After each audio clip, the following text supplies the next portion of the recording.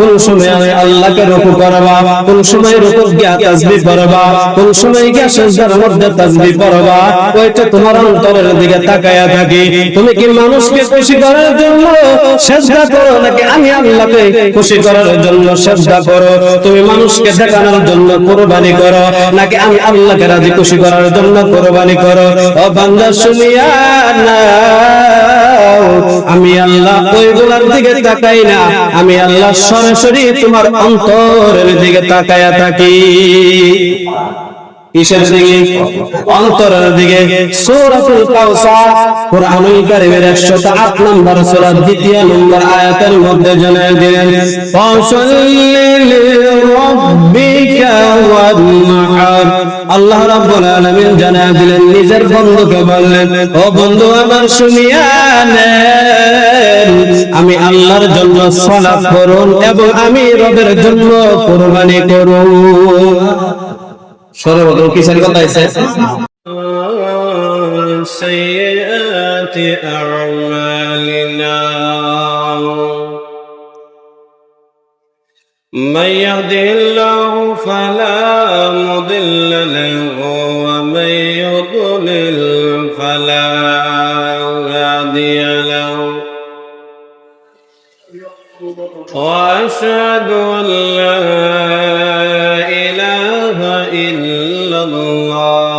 وحده لا شريك له وأشهد أن محمدا عبده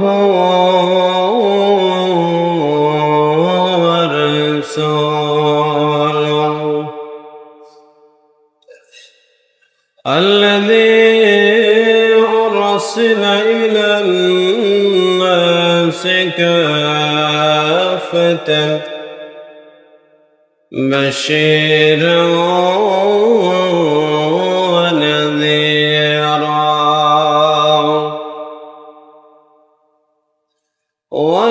وداعيا إلى الله بإذنه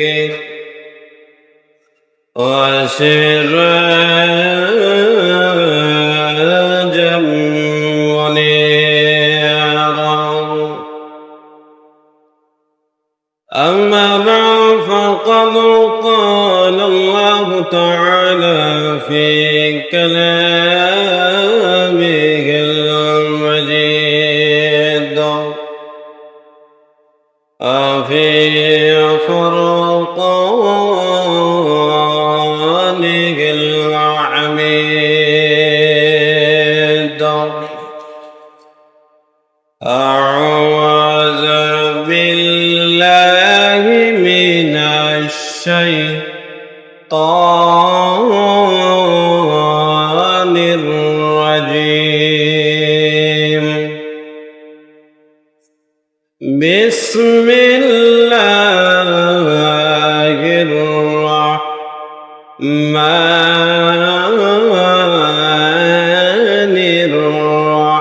الرحيم. قل إن صلاتي ونسكي ومحياي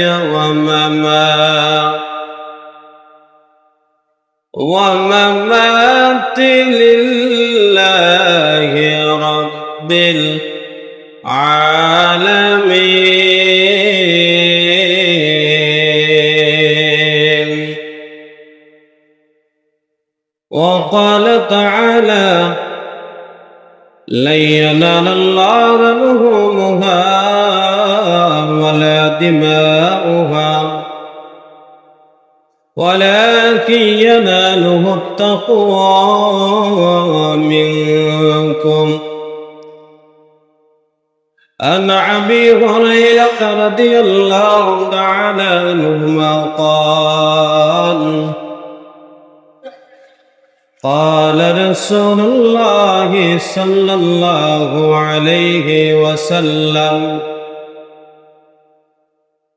ما كان له سعة ولم يضحي فلم يقربن مصلانا أو كما قال عليه الصلاة والسلام. صدق الله العظيم وصدق رسوله النبي الكريم، ونحن على ذلك لمن الشاهدين والشاكرين والذاكرين، والحمد لله رب العالمين.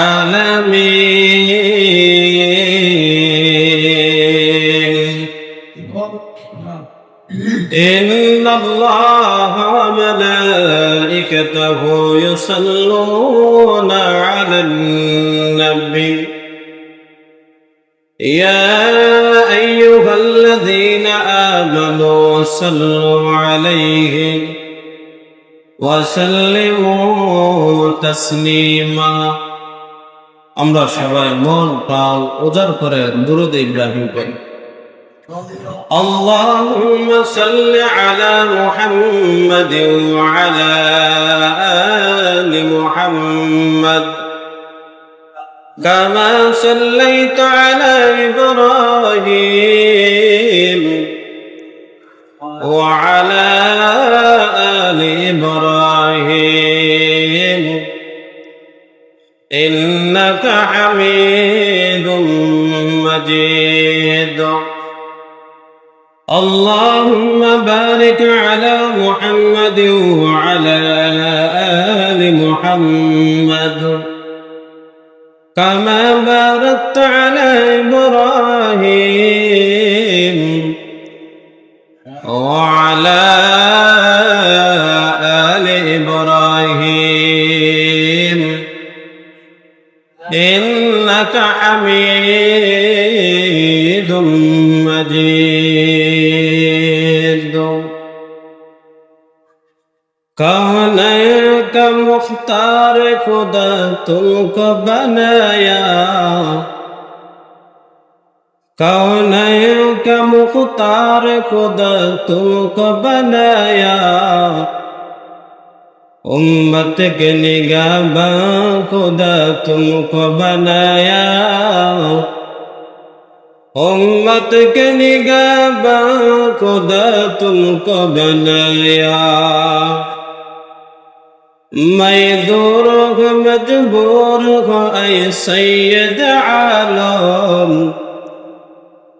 मैं दूर हूँ मजबूर हूँ ऐ सैयद आलम, दीदार दिखा देने आवाज सुना तो,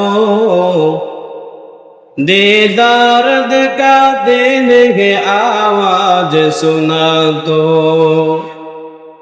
या रब मेरे आँखों में समझ जाए मदीना, या रब मेरे आँखों में समझ जाए मदीना, मुद्दत से मेरे दिल में तमन्नाए मदीना, मुद्दत से मेरे दिल में तमन्नाए मदीना। मैं सूरत यूसुफ को नहीं चाहने वाला, मैं सूरत यूसुफ को नहीं चाहने वाला, मैं कास के मानिंदा नहीं आशिक लैला, मैं कास के मानिंदा नहीं आशिक लैला। अस्सलामु अलैकुम व रहमतुल्लाहि व बारकातुहू। আল্লাহ পাকের দরবারে অসংখ্য অগণিত শুকর ও সুজুদ, যে আল্লাহ পাক অত্যন্ত দয়া করে, মায়া করে, মহব্বত করে আল্লাহ রাব্বুল আলামিনের মসজিদে আসার এবং বসার তৌফিক দিয়েছেন। তাই আমরা অন্তরের অন্তঃস্থল থেকে মহাব্বতে মন প্রাণ উজাড় করে শুকরিয়া টুকু আদায় করে বলে আলহামদুলিল্লাহ। আজকে কিন্তু জিলহজ মাসের প্রথম শুক্রবার, জিলহজ মাসের প্রথম শুক্রবার। অনেক মানুষ আছে কবরের বাসিন্দা হয়ে গেছে, ঠিক না? অনেক মানুষ আছে হসপিটালের বেডে শুয়ে রয়েছে, অনেক মানুষ আছে বাড়ি ঘরের মধ্যে বেকার বয়ে রয়েছে, অনেক মানুষ আছে আজানের কথা শোনার পরে আল্লাহ আমারে ফোন দিছে তাড়াতাড়ি যাইতে হইব মসজিদে, ঠিক না? তাহলে আমাদেরকে কত ভালো রাখছেন আল্লাহ, কত নিয়ামত দিতেছে, তার জন্য আবারও শুকরিয়াটুকু আদায় করি বলে আলহামদুলিল্লাহ। কোরআনুল কারীমের 6 নম্বর সূরা সূরাতুল আনআমের 162 নম্বর আয়াত তেলাওয়াত করেছি। কোরআনুল কারীমের আরেকটি সূরা সূরাতুল হাজ সূরা নম্বর 22 আয়াত নম্বর 37, দুইটা আয়াত তেলাওয়াত করেছি। রাসূলের অসংখ্য হাদিস থেকে একখানা হাদিস মুবারক তেলাওয়াত করেছি। আল্লাহ রাব্বুল আলামিন যেন আলোচনা এর ভিত্তিতে করতে পারি, উভয় যেন আমল করতে পারি, আল্লাহ যেন তৌফিকটুকু দান করেন, সকলে বলে আমিন। আল্লাহ রাব্বুল আলামিন সূরাতুল আনআম 162 নম্বর আয়াতের মধ্যে জানাইয়া দিলেন, قل إن صلاتي ونسكي ومحياي ومماتي لله رب العالمين।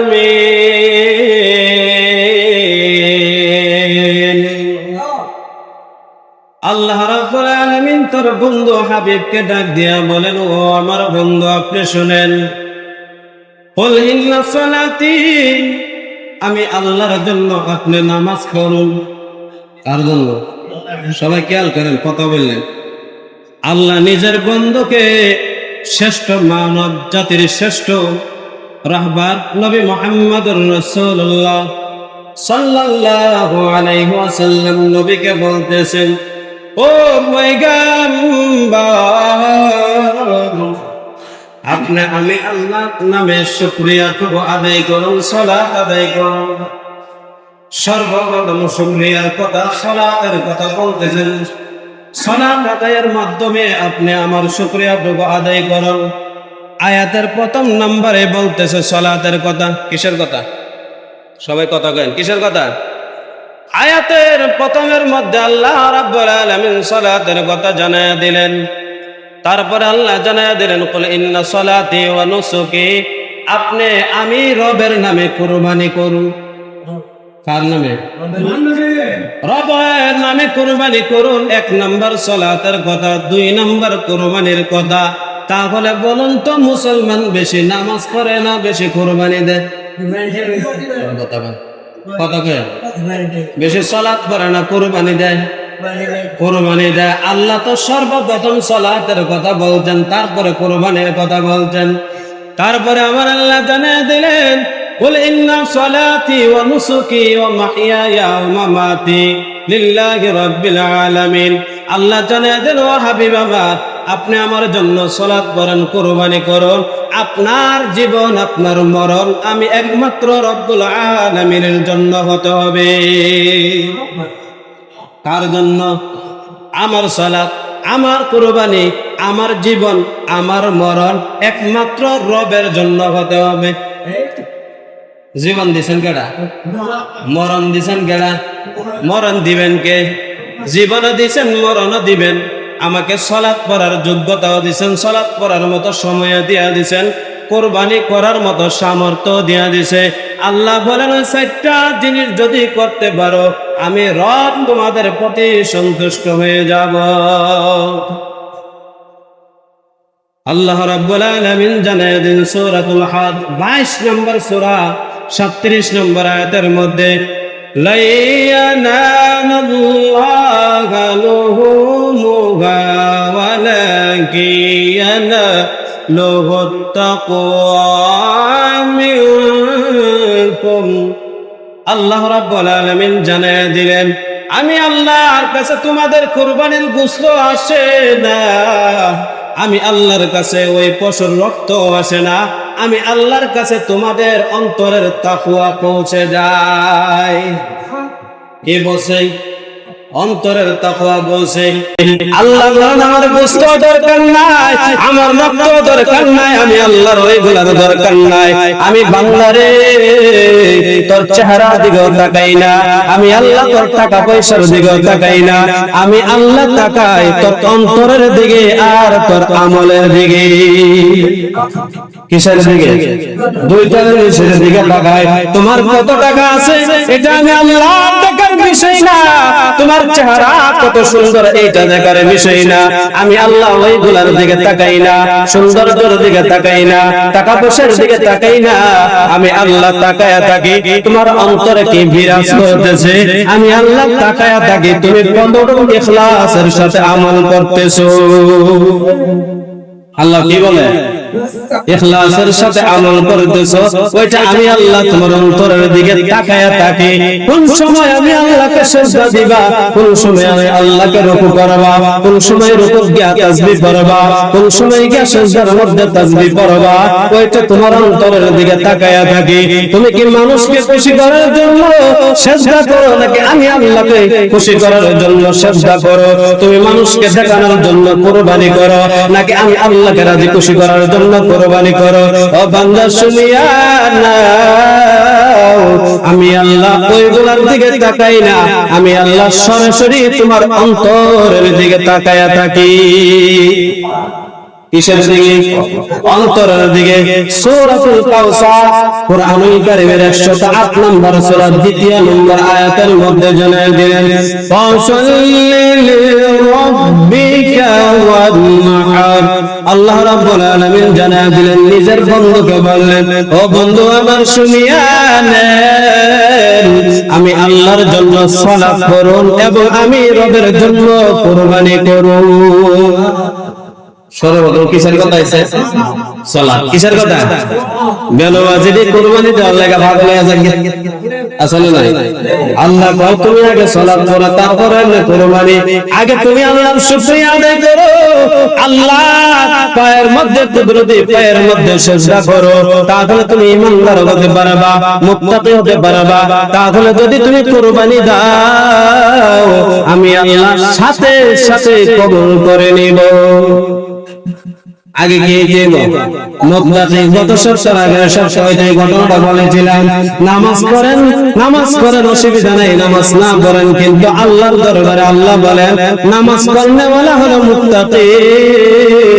হাবিল আর কাবিলের দিকে জানায় দিলেন, ইন্নামা ইয়াতাকাব্বালুল্লাহু মিনাল মুত্তাকিন।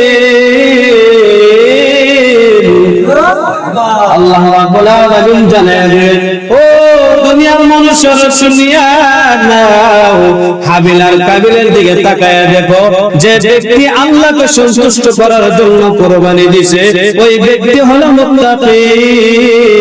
তার জন্য আমি হাবিলের কুরবানি কবুল করে নিয়েছি। তাইলে বোঝা গেল নামাজ পড়ে না যারা এরা হলো মুত্তাকি। কথা কয় না, এরা হলো পাপিষ্ট বান্দা, এরা হলো গুনাহগার বান্দা, আল্লাহর থেকে দূরে থাকা বান্দা। আর যারা নামাজ পড়ে তারাই হলো পাক্কা মুত্তাকি। তারা কি পাক্কা মুত্তাকি? বলে হুজুর, বলে কত টাকা থাকলে আমাদের উপরে কুরবানি ওয়াজিব হবে? কুরবানি আমাদের দিতেই হবে কত টাকা থাকলে? স্বর্ণ রূপা টাকা পয়সা যদি মিলাই আপনার 1,80,000 টাকা কত? ব্যাংকের মধ্যে টাকা রাখছেন, বিভিন্ন মেয়ের টাকা দিয়ে রাখছেন, ছেলের টাকা দিয়ে রাখছেন, চাচার টাকা দিয়ে রাখছেন, বাতিদারের টাকা দিয়ে রাখছেন। ওইগুলা যদি একত্রিত হিসাব করে দেখেন নেশাব পরিমাণ যদি হয়ে যায়, নেশাব হলো 1,80,000 টাকা হইলে কত টাকা হইলে? কত মাসালা বলতেছি, কত টাকা? 1,80,000 টাকা। যদি আপনার ফ্যামিলির ভিতরে 10 জন লোক থাকে, ওই 10 জনের যদি নেশাব পরিমাণ সম্পদ আলাদা আলাদা ভাবে থাকে, তাহলে 10 জনের পক্ষ থেকে কুরবানি দেওয়া ওয়াজিব। কি বলছেন? শুধু বাপের নামে বাপের পক্ষ থেকে দিয়া সাইরা লাইবেন এটা হইতো না। সবার পক্ষ থেকে দিতে হবে। আমরা একটা কথা মনে রাখবো, বলুন তো কুরবানি দেই কার নামে? সবাই বল, কার নামে? আল্লাহর নামে কুরবানি দেই। আমরা এখন থেকে কোনোদিন বলবো না আমরা 7 জনের পক্ষ থেকে দিব, কিন্তু 7 জনের নামে কুরবানি দিব, এই কথা বলবে? বাংলাটা মনে রাখবেন। কয়জনের পক্ষ থেকে?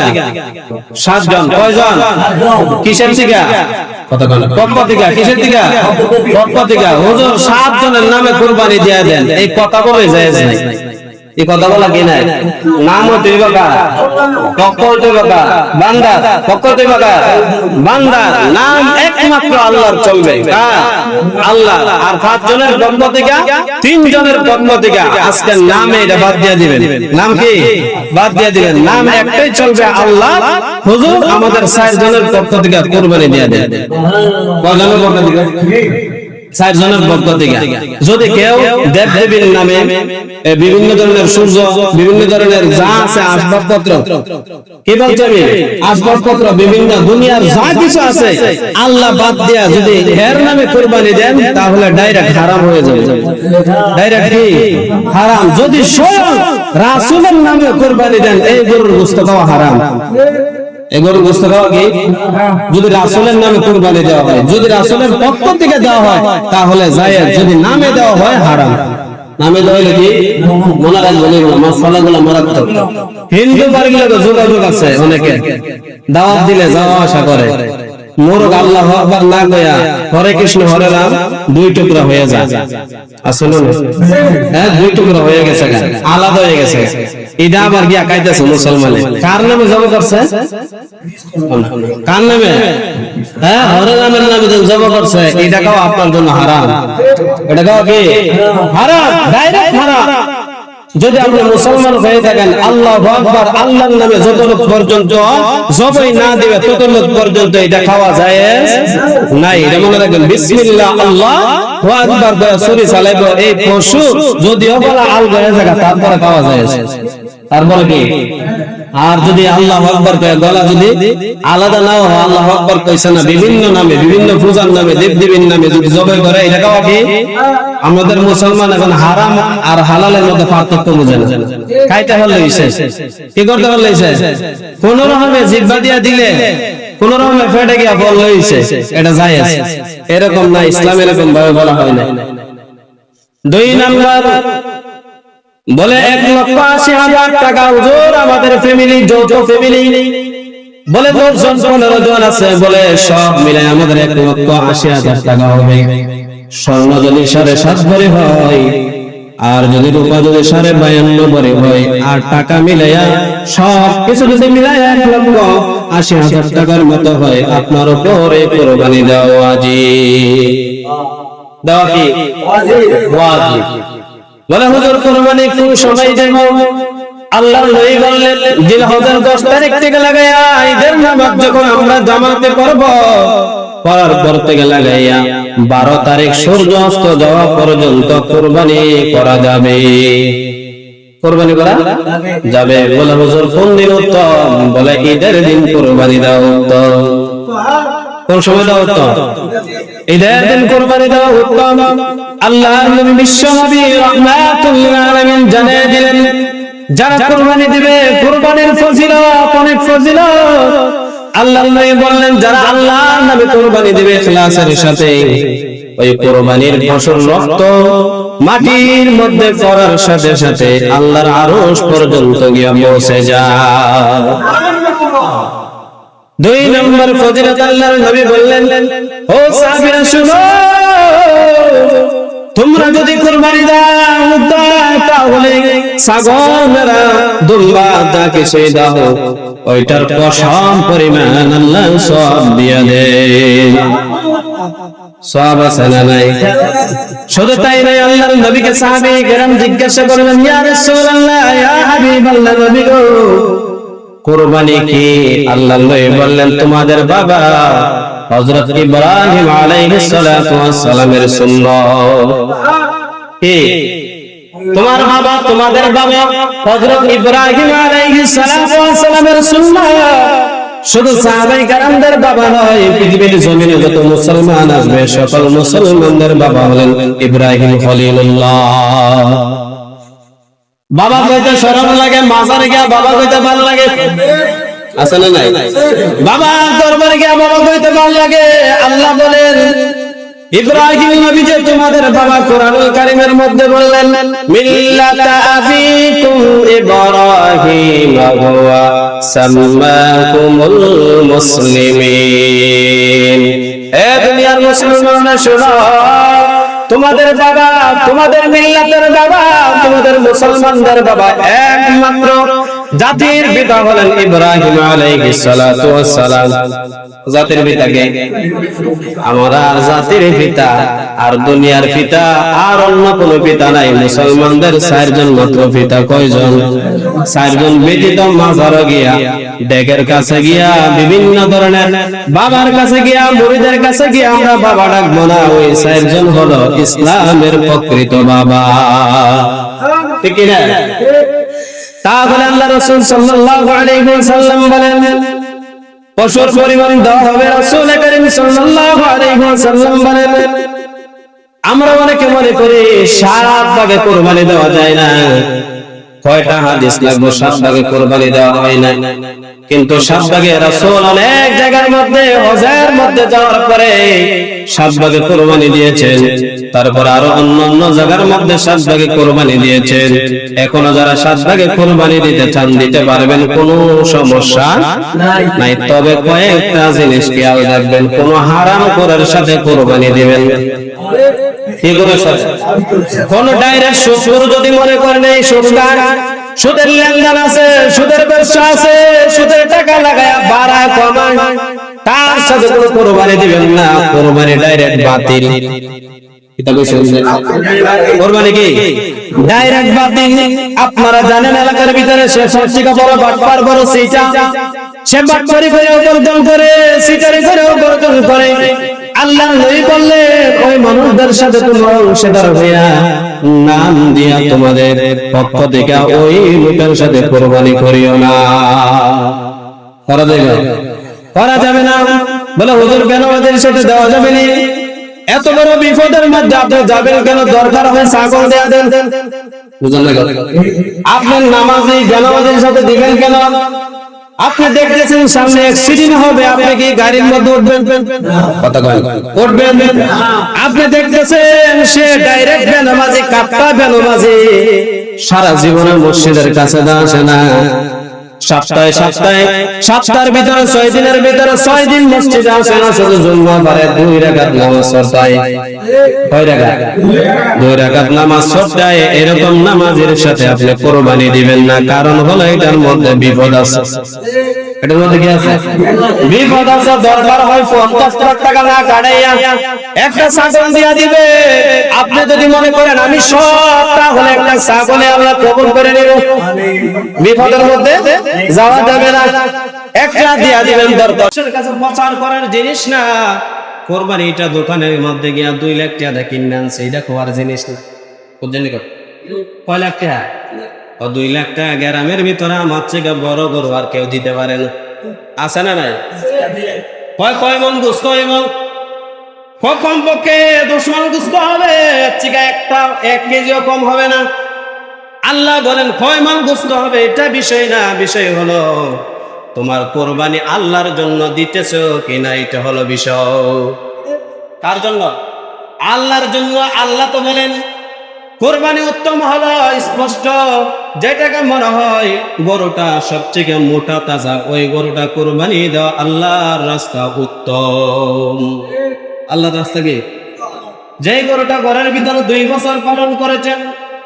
অনেকে মনে করে 2 বছরের কমে মনে হয় পশু কোরবানি দিলে গরু এবং মহিষ কমপক্ষে 2 বছর লাগবে। কয় বছর? 2 বছর থেকে যদি মনে করেন 1 দিন কম হয়েছে, তারপরেও কোরবানি হবে না। কোরবানি কি হবে না? কারণ কি বলে 2 বছর লাগবে। সামনের 2টা দাঁত উঠে 2 বছর বোঝা যায়। এই যারা গরু কিনেন কন্যা দেবে, 2টা দাঁত উঠলে বোঝা যায় কি 2 বছর হয়েছে। দাঁত উঠা বিষয় না, মাসআলার ভিতরে হলো 2 বছর পূর্ণ হয়েছে কিনা এইটা হলো দেখার বিষয়। 2 বছরের 1 দিন যদি কম হয় তাহলে কোরবানি হবে না। কি হবে না? 5 ধরনের পশু দিয়ে কোরবানি দেওয়া যায়। 1 হলো উট, 2 হলো মহিষ, 3 হলো গরু, 4 হলো দুম্বা, 5 হলো বেড়া, 6 নম্বর হলো ছাগল।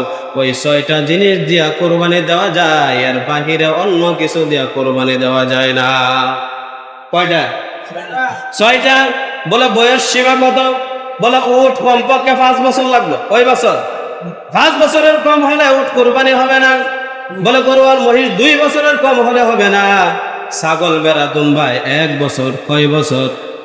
ছাগলের পক্ষে 1 বছরের কমে দিলে হবে না। দুম্বা আর বেড়া যদি হৃষ্টপুষ্ট হয়, একটু তাজা হয়, তাহলে 1 বছরের কমেও দেওয়া যাবে, কিন্তু ছাগলের ক্ষেত্রে 1 বছরের কমে দিলে কোনোভাবে কোরবানি হবে না। কি বলছি? কোরবানি হবে না। বলে হুজুর কোরবানি দিতাম আমরা। বলে কোরবানি কতদিন পর্যন্ত? 3 দিন পর্যন্ত। বলে কোরবানির দিনের চেয়ে, গরু জবাই করার চেয়ে এই দিনে আর অন্য কোনো ফজিলত নাই। সুবহানাল্লাহ। এর থেকে বড় ফজিলত কোরবানির দিনে আর নাই। তাহলে আমরা কোন কোন গরু জবাই দেওয়া যাবে না, কোন কোন পশু দেওয়া যাবে না, স্পষ্ট যদি মনে করেন অন্ধ, স্পষ্ট কি অন্ধ, 3 ঠ্যাঙে আটতে পারে আর 1 ঠ্যাঙে আটতে পারে না, এই গরু কোরবানি দিবেন না। কানে সমস্যা, নাকে সমস্যা, কানের মধ্যে ছিদ্র আছে, এই গরু দিয়ে কোরবানি দিবেন না। হযরত আলী রাদিয়াল্লাহু তাআলা আনহু বলেন যে আল্লাহ রাসূল আমাদেরকে বলছে, কানের মধ্যে সমস্যা, কানে সমস্যা, নাকে সমস্যা, আর কানের মধ্যে একটা ফোঁটা আছে, কি আছে? ছিদ্র আছে, ওই পশু কোরবানি দিতে নিষেধ করেছে। কি করছে? নিষেধ করছেন। এটা সমস্যা নেই। কি বলছি আমি? কানের ফোঁটা। কিসের ফোঁটা? নাকের ফোঁটা তো নাহা দেওয়ার লাগে ফোঁটা দিয়া দেয়, ঠিক না? এটা তো প্রত্যেক গরুর লাগে, নাইলে গরু রাখতে পারবেন আপনি? হ্যাঁ, আপনার গরুর ভেঙে দেব। তাহলে এটা কি বলছি? এগুলো দেওয়া যাবে না। একবারে মনে করেন রুগ্ন, একবারে শুকায়, একবারে কাট হয়ে গেছে, গরুর এটা বিক্রি করতে পারে না, তো কোরবানি দিয়া লাই আছে না? এরকম অসল মাল চালাইয়া দেয়। অসল মাল কি করে? আল্লাহ কয় এটা কোরবানি হবে না, দুর্বল। তাহলে আরো যত পশু আছে, ওই পশু 6 শ্রেণীর পশু দিয়ে আপনি কোরবানি দিতে পারবেন। তাহলে আল্লাহর দরবারে একাকিত্ব কোরবানি দিলে আল্লাহর দরবারে সবচেয়ে বেশি কবুল হয়। কারণ হলো একাকিত্বের কোনো ভেজাল নাই। কি নাই? কোনো ভেজাল নাই। আল্লাহ রাসূল সাল্লাল্লাহু আলাইহি ওয়াসাল্লাম অনেক হাদিসের মধ্যে বর্ণনা করেন যে কাদের উপরে কোরবানি ওয়াজিব নয়। বলে ছোট্ট বাচ্চা, নাবালক বাচ্চা, তার পক্ষ থেকে কোরবানি দেওয়া ওয়াজিব না।